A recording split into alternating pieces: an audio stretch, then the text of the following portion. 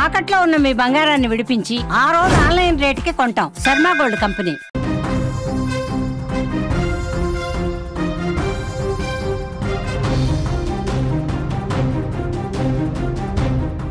Breaking news చూస్తున్నాం. చిత్తూరు జిల్లా కుప్పంలో దారుణం చోటు చేసుకుంది. అప్పు కట్టలేదని మహిళను చెట్టుకు కట్టేశారు. మునికన్నప్ప వద్ద 80,000 రూపాయలు అప్పు తీసుకున్నాడు శిరీష భర్త.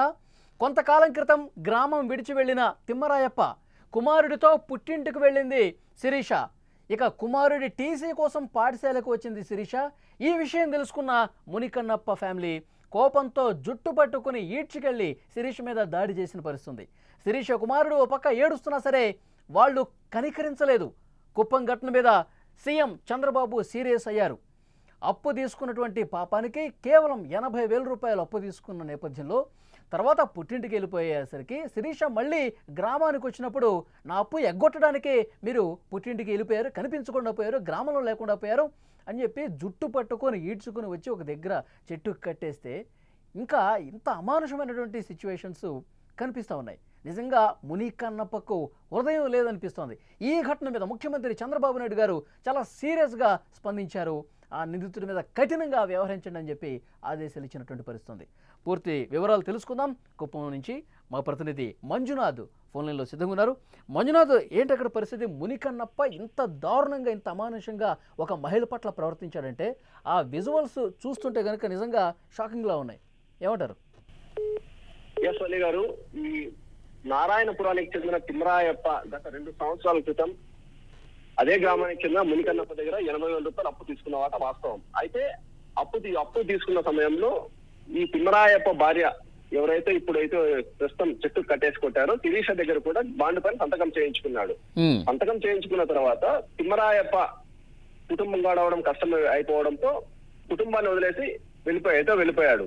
అయితే శిరీష అక్కడే ఉండి పిల్లల్ని పోషించుకోవడం కష్టం కావడంతో సొంత ఇల్లైన అమ్మగారి ఇల్లైన శాంతిపురం మండలానికి వెళ్ళిపోయి బెంగళూరుకు వెళ్ళి డైలీ లేబర్ పని అంటే కూలి పనులు చేసుకుంటూ బిడ్డల్ని పోషించుకుంటుంది. అమ్మగారి దగ్గర బిడ్డల్ని పెట్టి పోషించుకుంటా ఉంది.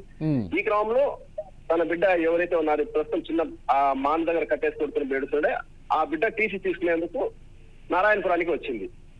నారాయణపురంలో ప్రస్తుతం మునికన్నప్ప ఇంటి ముందర ద్వారా ఆమె శిరీష వెళ్తుండటంతో తన అప్పు ముంచేశారనే బాధతో మునికన్నప్ప ఆయన భార్య మునమ్మ ఇద్దరు కలిసి అలాగే కోడలు జగదీశ్వరి కుమారుడు రాజా కలిసి వాళ్ళ ఇంటి ఎదురుగా ఉన్న మానుకు శిరీషని కట్టేసి తమ డబ్బులు ఇవ్వాల్సిందిగా డబ్బులు ఇచ్చి ఇక్కడి నుంచి వెళ్ళాలని ఆమెను కోరారు.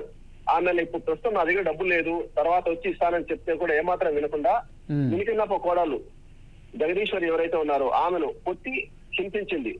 తమ డబ్బులు ముంచేయడానికి మీరు మా దగ్గర డబ్బులు తీసుకున్నారని, ప్రస్తుతం గ్రామంలో డబ్బులు ఇస్తే కానీ ఇక్కడి నుంచి వెళ్ళని దాడి చేసింది. అయితే విషయం తెలుసుకున్న గ్రామస్తులు అక్కడికి వెళ్లి పంచాయతీ చేసి అమ్మ ఆమెను కొట్టడం తప్పు, మీ డబ్బులు ఇస్తారులే వదిలేయమంటే కూడా వదలకుండా ఆమెపై దాడి చేశారు. ఇప్పుడు మునికన్నప్ప ఏం చెప్తా ఉన్నాడు? చాలా దారుణంగా ప్రవర్తించాడు, జుట్టు పట్టుకుని ఈడ్చుకొచ్చినటువంటి పరిస్థితి. మునికన్నప్ప మీద కేసు నమోదైందా? నమోదైంది. ఈ విషయం తెలుసుకున్న కుప్పం డిఎస్పీ పార్థసారథి సంఘటన జరిగిన అరగంటలోనే అక్కడికి పోలీసులు పంపించి మునికన్నప్పను అదుపులోకి తీసుకున్నారు. అదుపులోకి తీసుకొని ఎవరైతే గాయపడిందో శిరీష ఆమెను కూడా హాస్పిటల్లోకి చేర్చారు. మునికన్నప్పతో పాటు ఆమె భార్య మునమ్మ, కుమారుడు రాజా, కోడలు జగదీశ్వరిపై కూడా కేసు నమోదు చేశారు.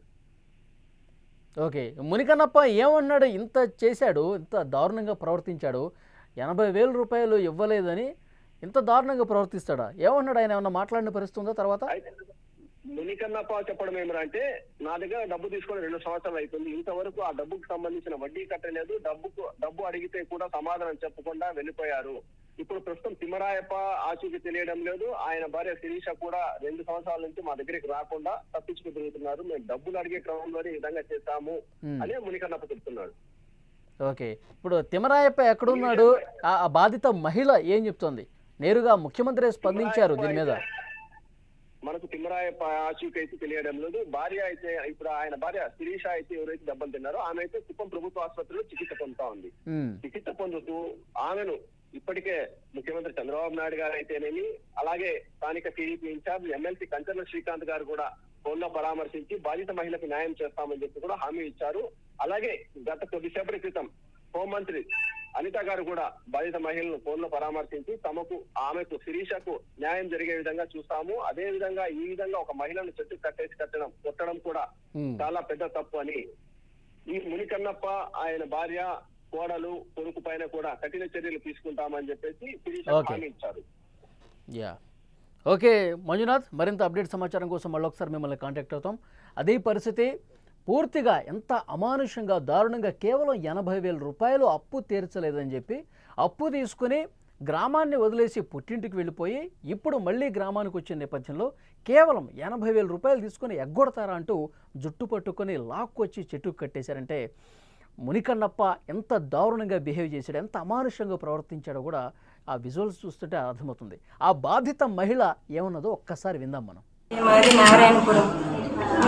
నేను బెంగళూరు నుంచి వచ్చినాను. మా పిల్లోళ్ళకి టీసీ తీసుకోపోతాము అనేసి టీసీ తీసుకొని బయట వచ్చినాను. వాళ్ళు 80,000 అప్పు ఇచ్చినాను, సైన్ చేయించుకొని ఇస్తాను అని మర్యాదగానే చెప్పినాను, వినలేదు.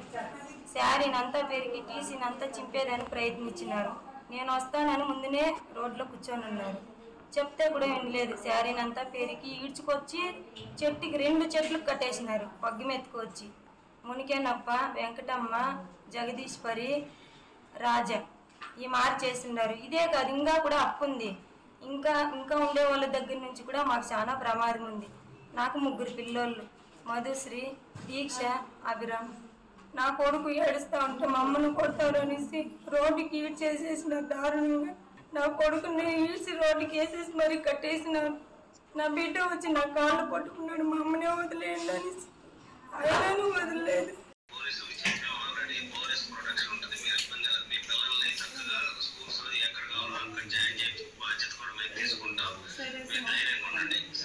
సార్ పిల్లలు రేపు సార్ హాస్టల్లో సీట్ కావాలి సార్, విజయలాపురం హాస్టల్లో సీట్ కావాలి సార్. సార్ నేను బెంగళూరులో పోయి ఇంటి పని చేసుకుంటాను.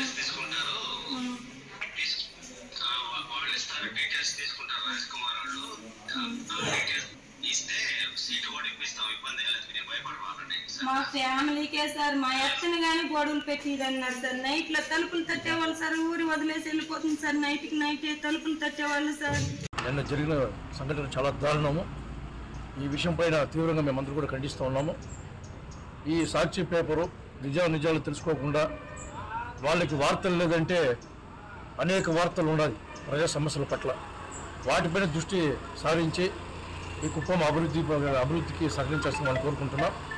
ఈ సంఘటనలో తెలుగుదేశం పార్టీ కార్యకర్తలకు కానీ ఎవరికైనా ఇటువంటి సంబంధం లేదు. అది వ్యక్తిగతంగా వాళ్ళు 2 కుటుంబాలకు సంబంధించిన విషయము. అది కాకుండా కూడా నిన్న జరిగిన సంఘటన అయితే చాలా దారుణము. అప్పుడు ఎవరైనా కూడా సరే, ఏ వ్యక్తులైనా సరే సమాజంలో మానవత్వంతో వ్యవహరించాల్సిన అవసరం ఉంది. ఈ సంఘటన పట్ల ఎఫ్ఐఆర్ కూడా వేయడం జరిగింది. వెంటనే అందరినీ కూడా ఈరోజు రిమాండ్ కూడా పంపించడం జరుగుతుందని కూడా మీకు అందరూ కూడా తెలియజేసుకున్నాం. నిన్నటి రోజున కుప్పం మున్సిపల్ 2వ వార్డు నారాయణపురంలో శిరీష అనే అమ్మాయి బెంగళూరులో పనిచేస్తూ వాళ్ళ కొడుకు చదువు కోసం టీసీ కోసము ఇక్కడ రావడం జరిగింది. సొంత గ్రామం అడవి కొట్టాల్లో వాళ్ళు జీవిస్తున్నారు. అప్పులు బాధలేక వాళ్ళ అప్పులు తీర్చలేక బెంగళూరుకి వెళ్ళి కూలి పని చేసుకుని బతుకుతున్నారు. ఇక్కడ కొంతమంది కుప్పం మండలం సంబంధించిన దాసాంగూరు పంచాయతీకి సంబంధించిన వ్యక్తులు అప్పు ఇవ్వలేదని ఆమెని చెట్టుకు కట్టేసి దాని కొడుకు ముందరే దారుణంగా కొట్టడం జరిగింది. ఇమీడియట్లుగా మా దృష్టికి వచ్చిన వెంటనే సిఐ గారికి ఫోన్ చేసి ఈ మరి అన్యాయం జరుగుతుందంటే వెంటనే వాళ్ళు తీసుకొచ్చి అరెస్ట్ చేయడం జరిగింది.